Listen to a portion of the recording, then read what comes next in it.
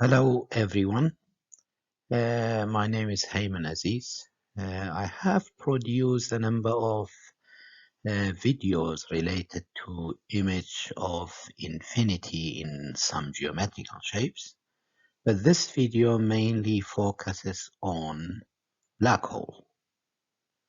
Before we start understanding the concept of infinity in black hole, there are a number of points in which we need to introduce related to black hole.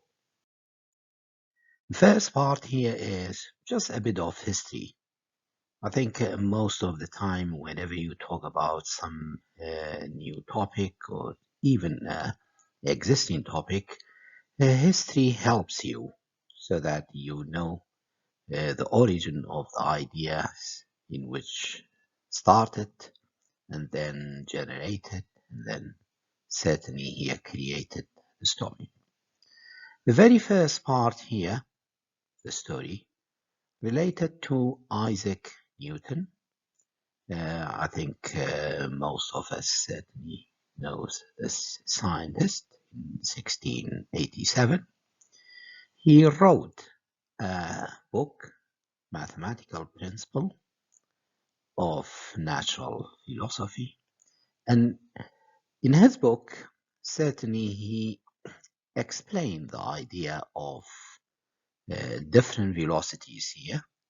If an object is projected upwards or sideways from the Earth, and then according to different values of velocities, it means initial velocities, the path in which the object generates around the Earth.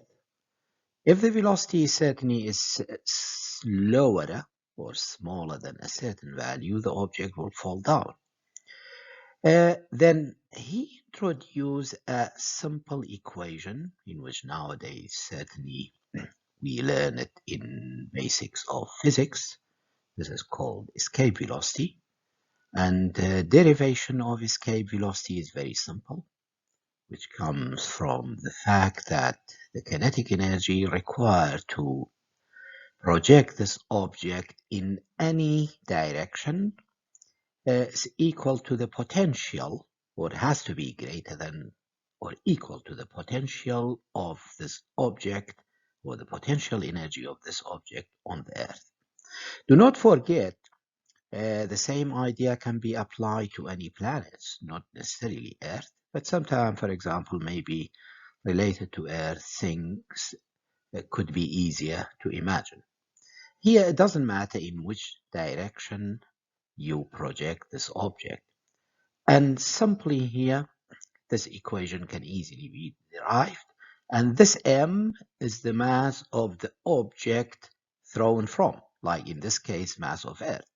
The mass of the object in which you throw it plays no role if the resistance or the air resistance is ignored. Then you come to a conclusion if, for example, any object is projected upwards with higher than the escape velocity, this object will never come back. There is an important point here, I'm focusing on that. In this equation, escape velocity is a subject, it's not an object here. So escape velocity depends on other values like g, gravitational constant, or mass of the planet, or maybe the object, and radius of this object here. Then later on, Michel, he was a British scientist here in 1783, he referenced to the concept of black hole, but obviously without mentioning the name of black hole. He came up with an idea there may be some objects in nature in which even light cannot escape from them. But perhaps, if you look at history, this may have been just a conjecture because he didn't have a proper proof for that, despite the fact maybe the idea could make sense. Later on in 1796, Laplace, a French mathematician, He also assumed a name which is similar to black hole, but it wasn't black hole, black star. And then he came up with an idea on the base of the previous equation. Then perhaps there may be some objects in space that even light cannot escape from them. But more concrete, solid derivation of the idea came from 1915 when Einstein introduced his general theory of relativity.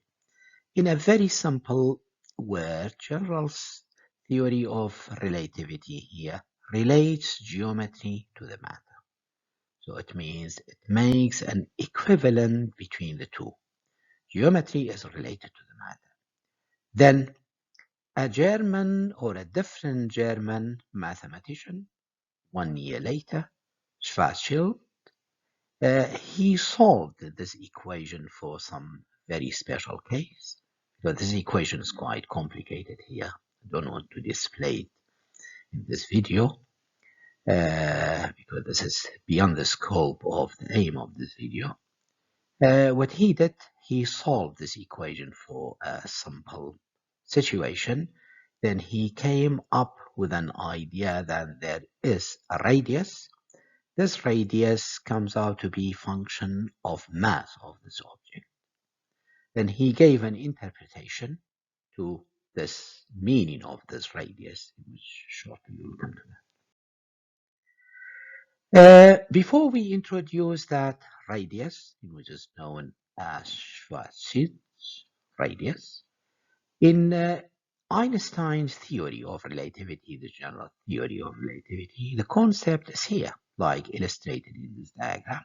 If you have got an object, this object makes the space-time surrounding itself as curved. So it means simply here, there is a mutual integration between space-time and matter, as we showed its simplest version, the equation earlier on. So it means if there is no mass, then it means the space-time should be flat. But if, for example, you have got a mass, then the space-time is curved. Then this is the equation which is known as Schwarzschild's radius. He developed from Einstein's equation. Then simply here, this is the radius. This is the mass of the object. This is g, the universal gravitational constant, and c is the speed of light. The conclusion in which we have from here, apparently, it seems that if this is a black hole, then this black hole is so massive, then certainly here there will be a radius or a spherical object around it, but definitely this is a virtual object. And then this line, or maybe this surface here, normally is known as event horizon.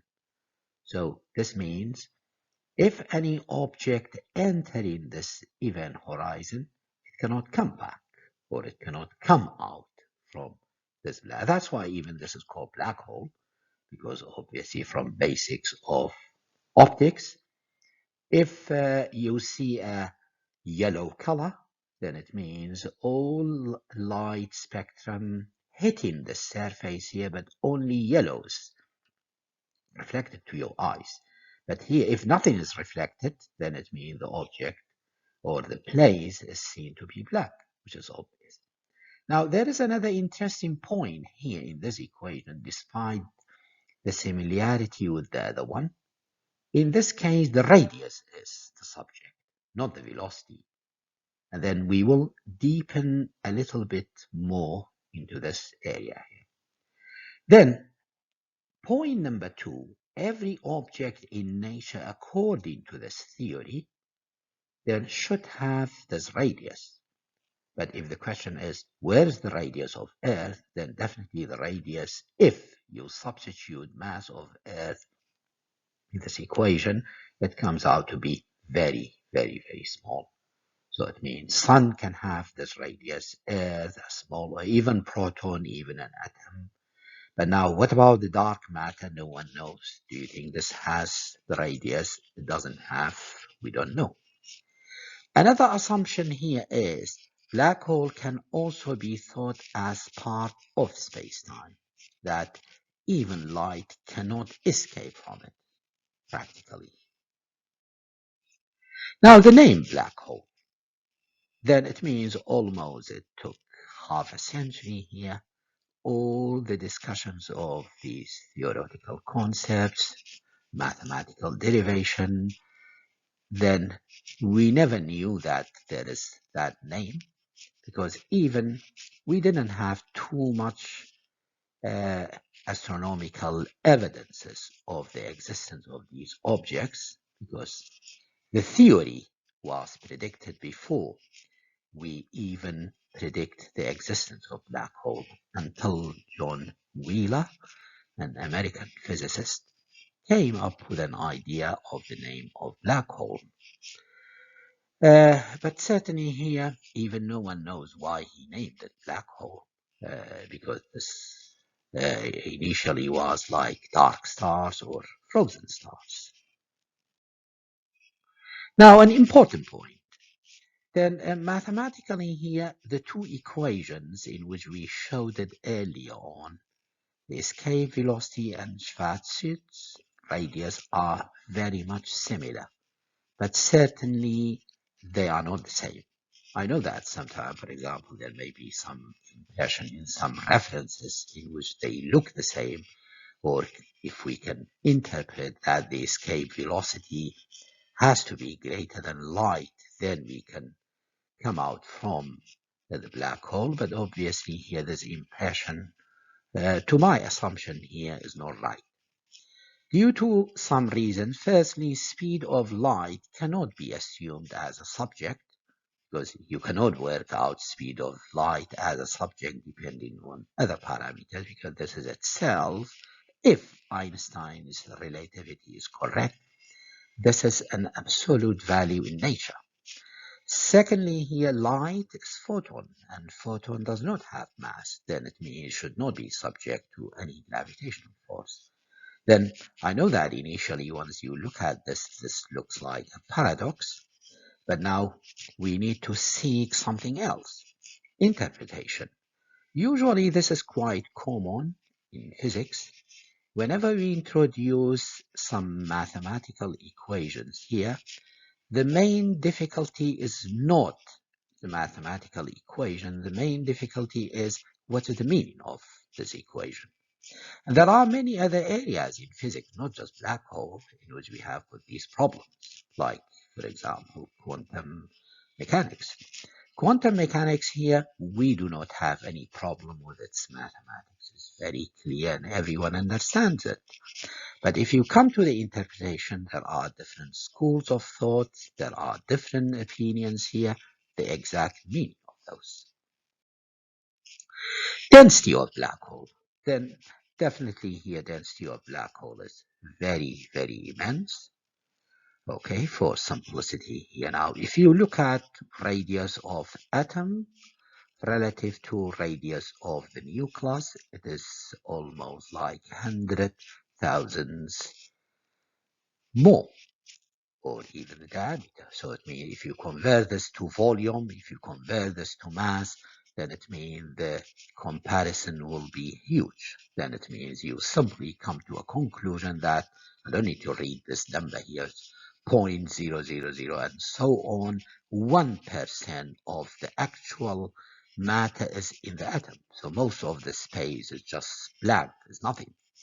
So assume that you pack all of those together, then certainly this becomes very, very dense. So typically, a typical black hole, maybe the density is around 10 to the power 14 grams per centimeter, which is very, very huge.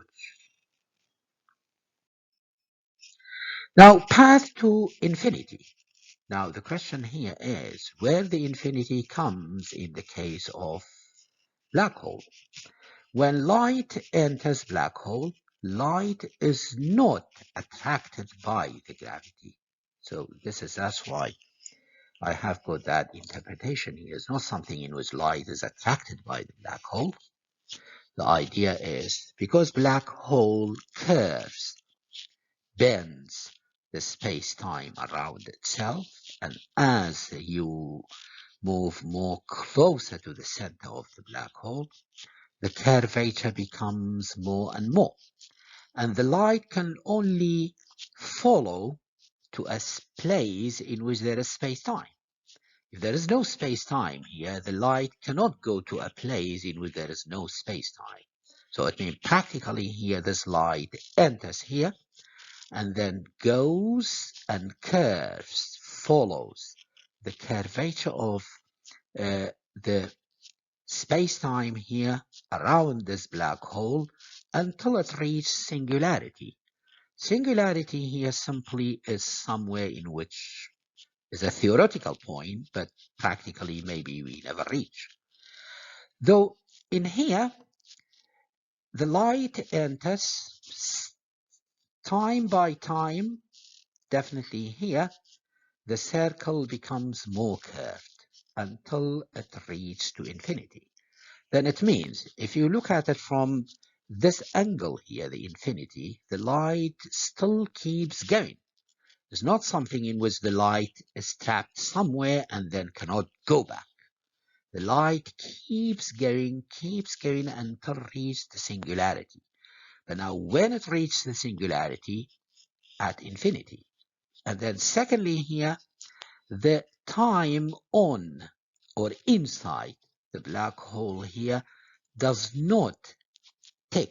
So it means there is no difference between now, past, and future. So for the light, then certainly this keeps going. But there is another theory here, although I'm not going to touch that part here. Then where it goes after that, then it comes out from somewhere in which we normally call it white hole. Theory predicts infinity in black hole. Recently, last year, a British physicist, Roger Penrose, he had been working in this area of infinity and black hole for many, many years. Then he reached to a very important conclusion that the idea of singularity and black hole comes from the fact of Einstein's general relativity. Then he shared half of a Nobel Prize in physics in 2020 with other two American physicists. Then for more details, if you wish, you can just visit this link. Now, are there any other laws of nature that can work it at singularity? Singularity is that infinity. Then no one knows. Still, we are searching and researching if, for example, we can introduce a model that can work, for example, at singularity, but unfortunately, no one has yet been successful. I hope you enjoyed this very short discussion, but there is one point here we need to realize. Unfortunately, the end still has no end. For any comments and conclusions here, if you can just email me on that, I'm more happy to explain whatever I can. Thanks for watching.